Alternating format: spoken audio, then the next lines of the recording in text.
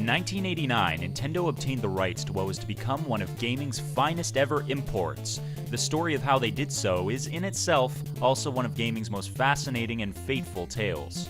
Unlike the majority of titles produced throughout the 80s, Tetris did not hail from Japan or the US, but from behind the Iron Curtain of the Soviet Union, where Alexei Pajitnov, a humble computer scientist, was employed by the Russian state to expand the possibilities of computing. His day-to-day activities included working on complex equations and advanced nuclear physics.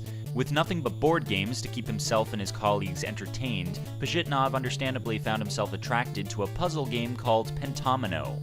The aim of the game was simple: put different shaped pieces in the correct arrangement inside a box. Inspired by the rudimentary puzzles, Pajitnov had an idea. He was going to make a similar game, but he would play it on his personal computer, the one that the state provided him to work on, no less. Alexei named his game Tetris, derived from the Greek numerical prefix tetra, meaning four, and tennis, Pajitnov's favorite sport. Soon, every scientist in the center was queuing up to play the game, often to the detriment of their own work.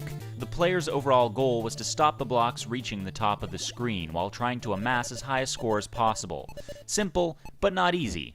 It was clear that something had been created, something that was dangerously addictive and wholly unique. Though the concept was an adaptation of an existing idea, Tetris engaged another side of the human psyche that other video games had seemingly overlooked: the pleasure in construction as opposed to destruction.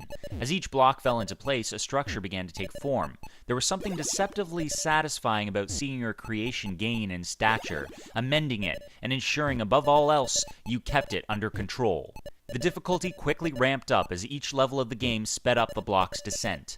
Those who made it to 9 and 10 were rewarded with a flurry of four-pieced impossibility. There was nothing more deflating than ending a massive streak with a massive breakdown. Yes, at the end of the day, we all know the game. After all, it's only been ported to virtually every console and handheld and cellular phone in history. How can you get more primal than Tetris? You can't. But the complexity and strategy involved in its gameplay, and of course its ramping difficulty, have always made it an appealing getaway, a game you can lose yourself to for hours at a time, or just a few minutes. You can't beat that kind of perfection.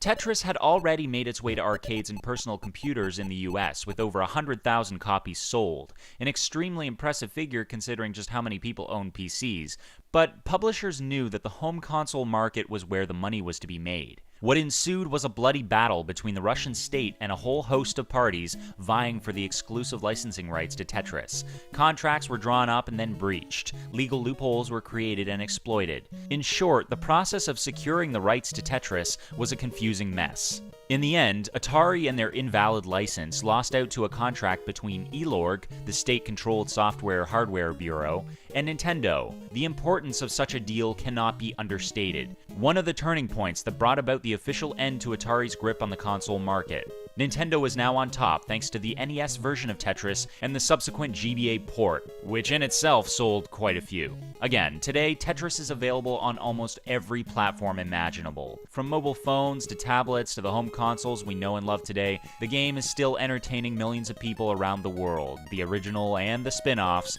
spanning all ages and ethnicities. The colors may be more vibrant, the difficulty and amount of modes increased, but underneath all the new glitz and gloss, this is still the same game that one academic genius decided to create on a whim, one cold, rainy day in Moscow. Alexei Pajitnov, the world of video games cannot thank you enough.